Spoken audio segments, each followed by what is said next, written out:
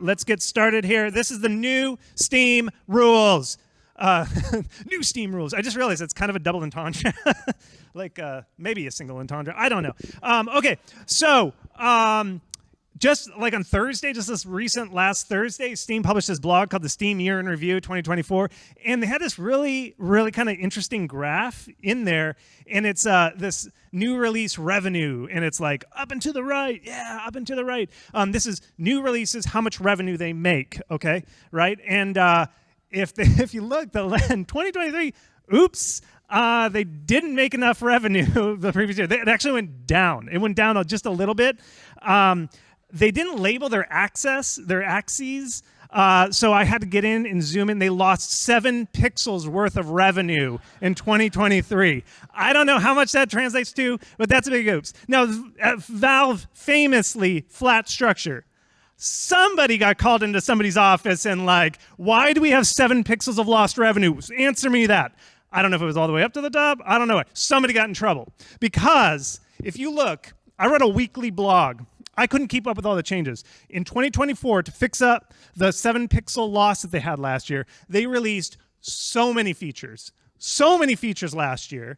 And the tail end of the blog, it went back up.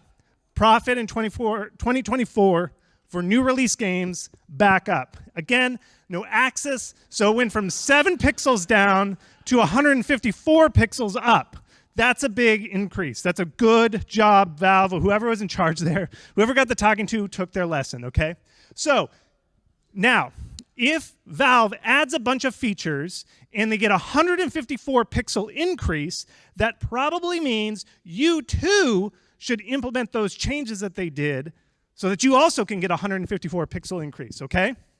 So, I bought my kid one of those Choose Your Own Adventure books.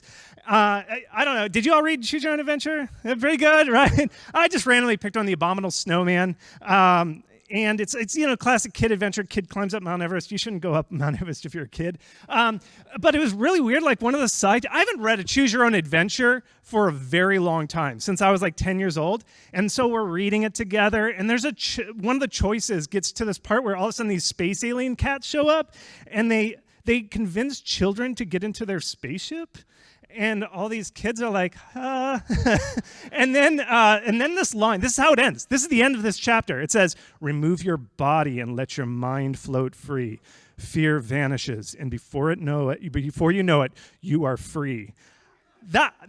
I had to have a father-son conversation about don't get into weird vehicles with strangers.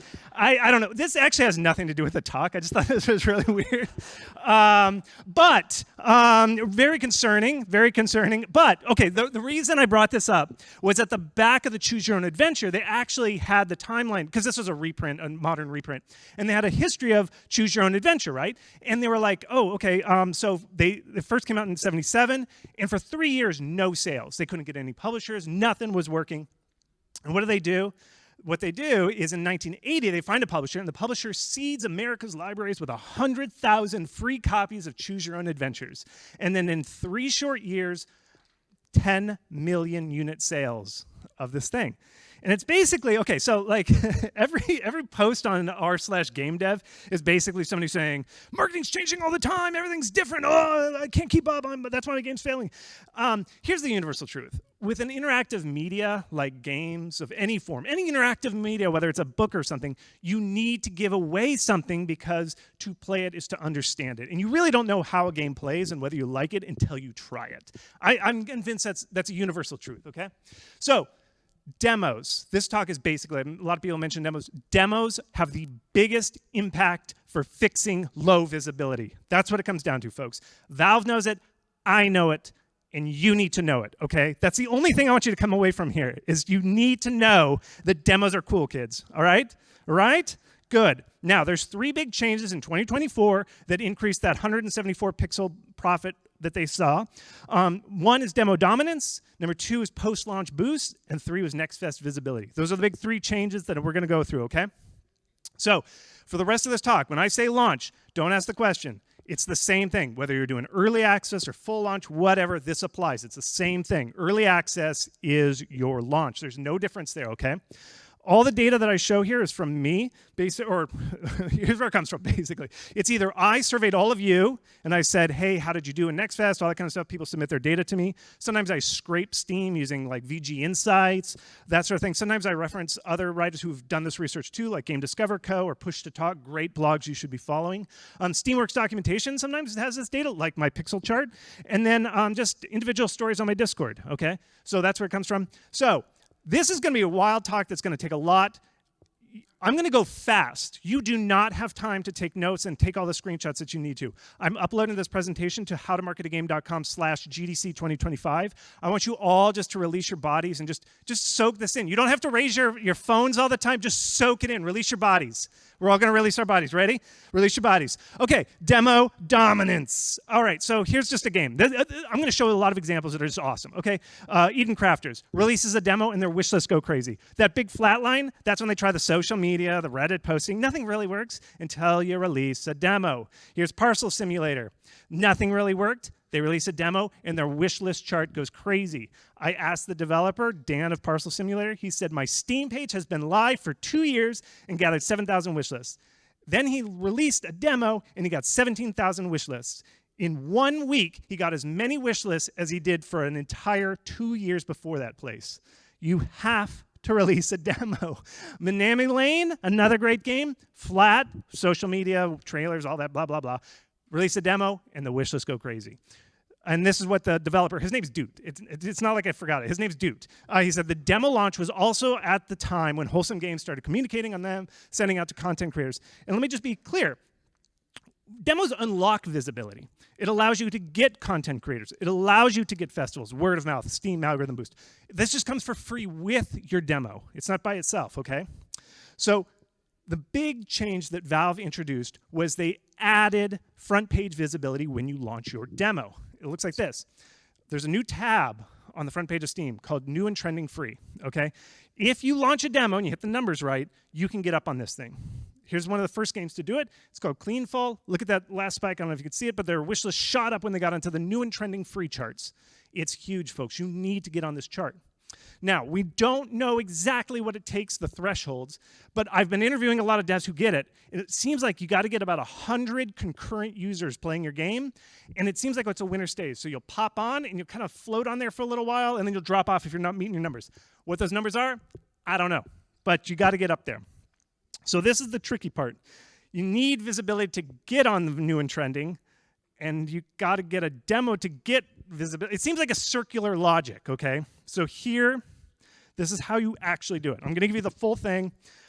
This plan will cost you thousands of dollars from a PR firm, or you can just take a screenshot. So get your phones ready. I told you to release your bodies. Get your bodies back engaged.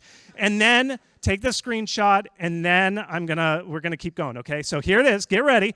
This is how you can launch your demo. Get ready. Here comes the timeline, and we'll go through it. We'll go through it. Take your picture, and then I'm going to move on, okay? Ready? Get ready. 3, 2, 1, screenshot. Again, it's on howtomarketagame.com/GDC2025. As soon as this talk's over, I'm going to upload it. So don't yell at me right away. Okay, so here's step-by-step how you do it. You launch your Steam page. You need genre, art direction, 30-second gameplay trailer. That's what you need to get your Steam page up. Do it. Don't delay. Get your Steam page up, okay? Then develop like you're on fire. You need to get your demo playable as soon as possible. The longer you wait on getting your demo up, the longer that flat line where you don't get any visibility, despite posting on Reddit, Facebook, whatever, any social media platform that doesn't really work. It's not until you get your demo that you get your visibility. So get that demo playable. Now, remember how I said you can only launch your demo once to show up on New and Trending? That's the rule from the new Steam rules. But playtests don't count. You can do a playtest. It's a new feature. It's not new. It's been around. But a playtest feature doesn't count as, you can just upload it. And when you do that, you can also upload on itch.io. But you can also use your playtest, reach out to streamers, get streamers to cover that playtest, okay? Then test, patch, do marketing beats. Just keep repeating your playtest. Like every month or every week, however fast you can develop, keep doing this cycle. And you're patching it. You're making your demo better, your playtest better. You're just making your game better. Here's a game called Nomad Idol. They did a playtest. Look, that huge spike looks just like a demo launch. You can get that same visibility boost from a playtest that you can from a demo, or just about. Now, The whole reason you're doing this playtest cycle is to prep for your demo, okay? Now, when you go to Steam, this is new. This is the new thing. When you upload your demo, there's a pop-up that comes up and says, do you want a separate Steam page or not? And when you do a separate Steam page, if you search your name of your game, you actually get 2 results. Now, one page is for the demo, 1 page is for your game. I did a study from the Steam Next Fest of all the people who, some people did the separate page, some people didn't. It doesn't make a difference. I saw almost no difference in wishlist gain from those 2 different pages. It's the same. The difference is that you can get reviews when you do a separate Steam page, and I think that is more valuable than anything. You need those reviews. I know it's going to be painful. People are going to say stuff sucks, but it's better when it sucks during a demo because you can fix it for the main game. So I highly recommend separate demo page, okay?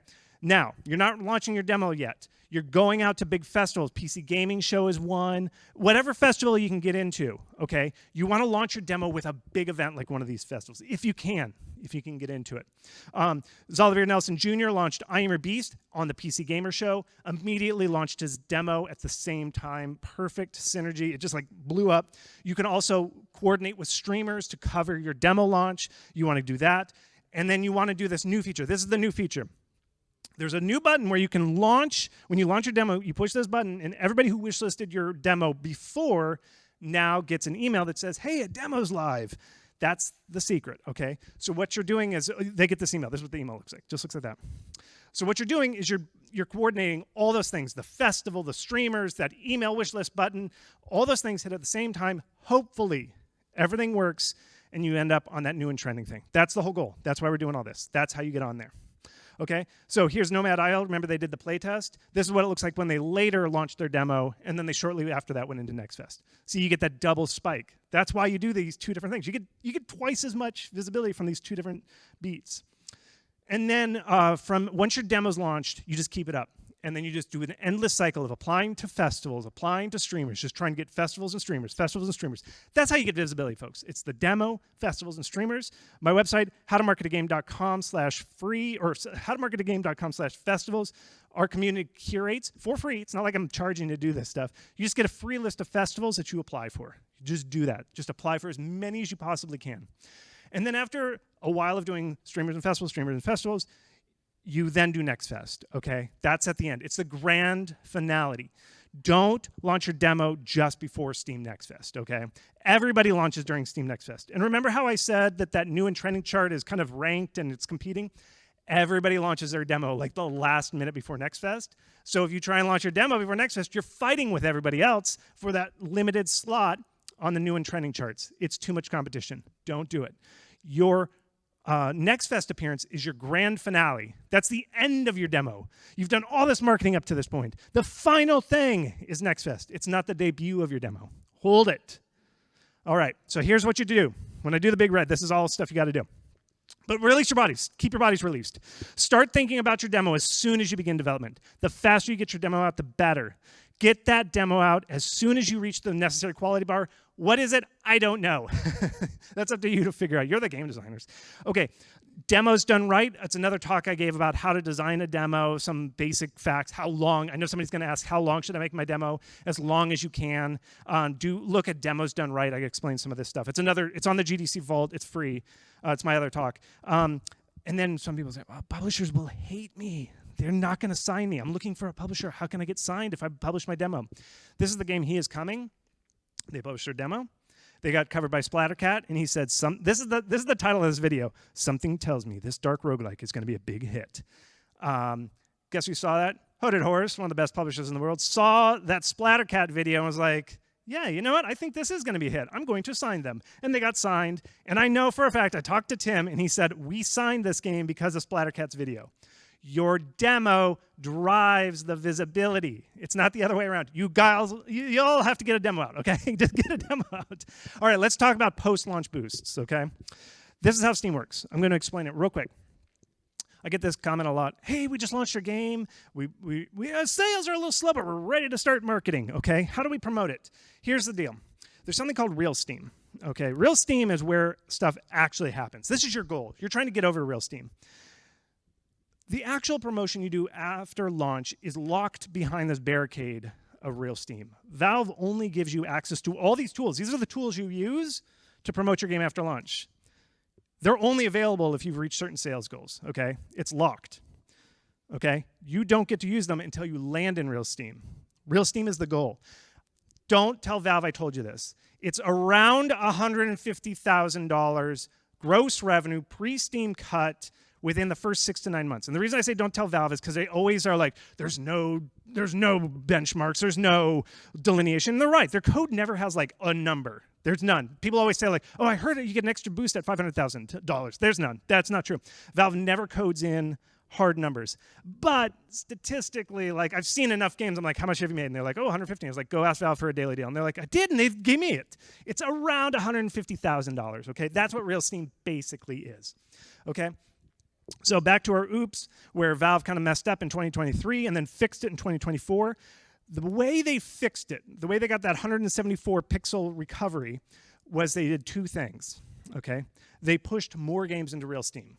They didn't lower the bar. They just did more to get more games into Real Steam, and then they added more tools to Real Steam. Let me explain it. Okay, so I did this. This is my graph. Every year, every January, I look at all the games that were released in the previous year, and I do some estimation to figure out how many games made it into Real Steam. I've been doing it since 2022, and when I was going through January 2024, I was like, I think they're doing more games. Like, I saw it. I counted 91 more games than 2023, and I was like, something's up. Something is up. And Valve pushed it. That's why I'd like to say I wasn't surprised when they released the oops chart. They were just like, oh, that explains so much. Here's what it is. They just pushed more games. How did they do it? Demos. They really pushed demos. They added all those new demo features that I just described, that whole system, and they also allowed more festivals from these third parties. They said, this is from their blog post, they said we had 900 festivals in 2024, like Wholesome Direct and stuff like that. This is what I mean by festival. And basically, people always say, like, I wish Steam were curated. It would fix everything if Steam were curated. Well, it is. It's just Valve outsourced the curation to these festivals like Wholesome Direct or something. Like, do you really want somebody at Valve telling you whether your game's wholesome or not? No, it's better to let Wholesome decide what's wholesome, okay? So that's basically what they did. That's what they did. They were outsourcing curation. And so you apply to wholesome games, and they curate whether if you're wholesome enough or not. That's up to them. But Valve does do something like Idler Fest. These are these fests that boost games into Real Steam, okay? So get a demo and apply to festivals, howtomarketagame.com/festivals, free list. All right. So if they push more games into Real Steam, isn't that wishlist inflation? Wishlist inflation. This is what I think. This is my mental model of how wishlists actually work. Okay, if your game's a paper airplane, and the further you get it, the more into Real Steam you are. Wishlists are basically like going up floors in a building and then throwing your paper airplane off that floor. So if you go to 50,000 wishlists, you can throw it pretty far, but then it coasts. If you go up 100,000, your chances are better of getting all the way over there. But every game's different. There's different types of games, right? You could be a crumpled ball. That could be your game. Who knows? Maybe that works. Nobody's ever tried it. So when you go to launch, you are standing, when you get that many wish lists, you are standing on that floor. And your launch is basically throwing that game and figuring out whether it works or not. And then the paper ball didn't work. It didn't work. That's essentially what it is. And so the paper airplane says, I got 20% conversion. This is great. I love Steam. I got so many wish lists, and it converted, and it worked. But the 2% conversion is what it looks like when it fell off. And so that guy is going to post on, the paper ball guy is going to write on r/game dev. That guy's going to say, wish lists are inflated. And it's like, well, you kind of had a paper ball. But then the other guy, and here's the thing, folks. I see lots of games that have very good conversion, and they launched like a month ago. It's still, you can still convert wish lists. It just, wish lists aren't a guarantee. They're just, like I said, going up to the top story and throwing your game off. That's all a wish list is. So why do some convert at 2 versus 20? Why? It's the magic. The magic. I'm a filthy marketer. I have no idea what art is. I have no concept of art. There's no stats. I can't draw a graph that says, well, if you make your character blue, 25% chance of increasing. No, it's art. This is art. We are making art in its design. Ask an artist, ask a poet why one game doesn't work. Don't ask a filthy marketer like myself, okay? And I'm just going to hand wave it. It's the magic. There's some games have the magic. And I don't know what it is, okay? So, but we can see it. I can see the results of the magic, okay? Discovery queue is huge. Discovery queue makes up about half. I've surveyed tons of games about the discovery queue. It's this widget that no game designer has ever used, but every player uses. And it gets about 45% of your traffic comes from it, okay? Now, we're going to follow. I can look at the stats that came from discovery queue, whether discovery queue generated a wish list or not. And we can look at the impressions generated by the discovery queue. And here's 2 games that got into the discovery queue. If you do decent with wish lists, I'm saying like 10,000 wish lists, you get your 10 reviews, Valve, when you launch your game, gives you 25,000 impressions, pretty much, thereabouts. The first 2 days, day 1, day 2, you both days you get 25,000. Then they watch how those 2 days do. And what happens in discovery queue, as a developer, you've never used this, but everybody else does. Some people click add to wish list, some people say ignore, some people buy the game. Valve watches how those stats go. And if your game performs well in the discovery queue, they give you more. The hot games get 70,000 wish lists on the 3rd day. It's really the 3rd day that's the magic day. And if the game doesn't convert well, it goes down. You get dropped. And it goes on and on and on for the days and days after your launch. The games that get the magic, Valve knows, and they just keep funneling more and more visibility. And so really, the discovery queue, you can't influence it. You can't like tweet and say, hey, everybody, do the discovery queue and wishlist my game and buy it. You can't. Nobody knows about your game. The discovery queue is for new people just to see it. So it's your game versus potential customers. There's no in between. You have no say in it. So you might say, well, that's probably just clickbait games that get it. All those cheap games. No, I look at every game, every year, every January that make it into real Steam. Wide diversity of games. So many different types of games. Real nice games, not stupid clickbait, easy, hyper casual games. No, real games make it into real Steam. So if you recently launched and you're like, oh my God, what happened? Why are wish lists inflated? Look at your discovery queue traffic. Look at your week, look at your discovery queue, look at your 3rd day. Did it go up or did it go down versus day 2? That tells you so much. That tells you whether you've had the magic, okay? When Valve is basically, well, Steam is an engine that turns magic into money. Okay, that sounds like, that sounds really good. I should tell them to say that. Okay, basically what happens is if Valve detects that your game has the magic, they will give you all the visibility they can muster, okay? And I looked at the games that got into real Steam, all the games of last year that got into real Steam.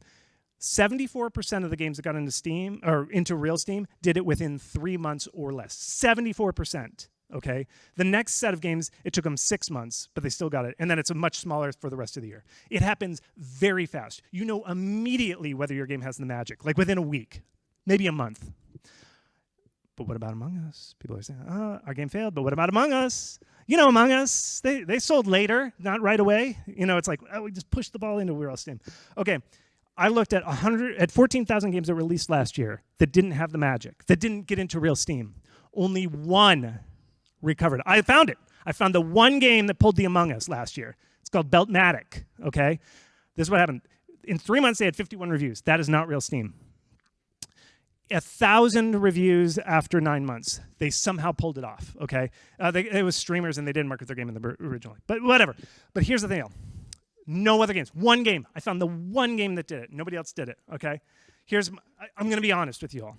If you don't hit 250 reviews in your first month, it's more than likely not going to happen. It's just not. It's time to move on, plan B, whatever. It doesn't work. You can't do it afterwards. 1 game. Beltmatic was the only one that pulled this off. I'm just going to be honest. I'm sorry. It's not me. It's the data. I just pulled in the data. I'm really sorry. That's not me. I didn't make Steam. All right. Increased benefits of real Steam. This is how Valve fixed it all up. They just added more money to Steam once you get into real Steam. They have 6 titles per day. They added 6 titles to be appearing in the daily deal. If you don't know the daily deal, this is it. It's on the front page of Steam. Minami Lane, when they got the daily deal, they sold as many copies basically as their launch day. Daily deal is a big deal. You get about $10,000 to $30,000. I worked with Ichiro Lambe of TotallyHuman.io, really good guy, follow that guy. 400 reviews, 6 months, that's basically. If you hit that number, ask for a daily deal. Valve has added part of their new their new Steam deals. They just give you a calendar. You get to pick your daily deal. They automatically do it. You'll just get a note. It says you can now pick a daily deal. Wow, do it. But in all that scraping, I found there were some games, 10% of games that got a daily deal, didn't really seem like they were real Steam, okay? So if you're at about 100 reviews, why not? Just let Valve tell you no. Just apply for it. What you do is you go to Steam support, just open a support ticket and say, I'd like to be in real Steam. No, don't say that. Just say, can I get a daily deal? Tell them that. Can I get a daily deal? But early access games can do it too. So you don't have to wait for full release. You're translated right, because Valve really, daily deals are public everywhere. So they got to do that, okay? So featuring during Steam sales, this is a new change. Now, during a Steam sale, they'll put games in there. How do you know? You'll just get an email. See, there's that featuring right there. You'll just get an email a few days before. It just says, hey, you're invited to the Steam sale. Do you want to do it? Always say yes. You don't even have to do it. You make so much money. This is a game that got that featuring. Look at it. It looks kind of like a cat, but that's what it is. So if you get that email, always say yes. And this is not for you all. I know all of you would say yes. I've literally had devs coming in and they say, our publisher said no. Was that smart? That is so wrong, okay? If your publisher ever says, we don't know if we're going to opt into this, you send them this video, okay? When this goes up on YouTube or The Vault, send them this video. Publisher, I'm talking to you now. Let your developers into this. This is free money. I don't know why publishers always do this. So say yes, okay? Longer launch discounts, you can now do 2 weeks as your default when you launch your game for the discount. Do it. It's 2 weeks. Just do it. That's the thing. You should pair your second week with a big festival like a Steam Winter Sale or something. It's a good boost. Okay, so in short, Valve fixed the oops by increasing the number of the games that get into it and how much money you make, okay? I've had devs ask me, we made about $300,000, so we're ready to move on to our second game. Getting into real Steam is like finding true love. It's true love. Don't let it away. Don't give it up. It's true love. Some people never even find true love. So many devs want to be in real Steam. If you ever get into real Steam, you can live your rest of your life on Steam. Okay? Every year you can update it, DLC. Hire an intern to just keep adding DLC. Never give up real Steam. Steam will promote you for years if you get into real Steam. Your mission is to get a demo, then get into real Steam, okay? Finally, let's go real quick through NextFest. Basically, NextFest, the new way they do it, it works exactly like the discovery queue. They must have copied and pasted the Steam discovery queue algorithm, and they just pasted it into Steam NextFest. This is the median wish list that you typically get in NextFest, and those tiers are how much of the magic the game has. If we follow 4 games, you'll notice that the top tier games all get 50,000 impressions on NextFest the first day. Silver, bronze games are kind of like, if you come in with lower wish lists, you kind of end up at 15,000, but it works just like the discovery queue. The first day, huge increase. They show every game, no matter the tier, no matter how weird it looks, they put you on NextFest. They'll show you. This is the NextFest impressions. In fact, journalists got freaked out. They're like, why are there garbage AI games on Steam? What is this? This is like a guy from, I think he's in Kotaku. And he was like, blue skying about this, and it's like, no, this is real Steam. This is all the weird stuff you find in Steam. But what happens is the Steam algorithm, just like on the discovery queue, if that bronze tier, if they see that people are clicking away and not liking the game, they hide it. They really hide it. That's the way NextFest works. And so this is the stats that came from my community. They share their data. This is what it looks like on NextFest. What that tells me is you need to get a high quality game into NextFest. You do NextFest at the very end.